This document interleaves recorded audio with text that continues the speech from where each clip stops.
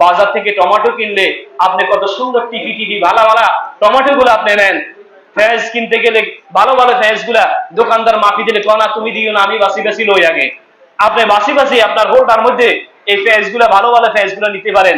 কিন্তু প্রিয় ভাইয়েরা, দুঃখজনক বিষয় হচ্ছে আজকের আমাদের নেকামল, আজকে আমাদের ধর্ম, আজকে আমাদের দিন টমেটোর থেকে সস্তা হয়ে গেছে, আমাদের দিন আমাদের পেঁয়াজ থেকে সস্তা হয়ে গেছে।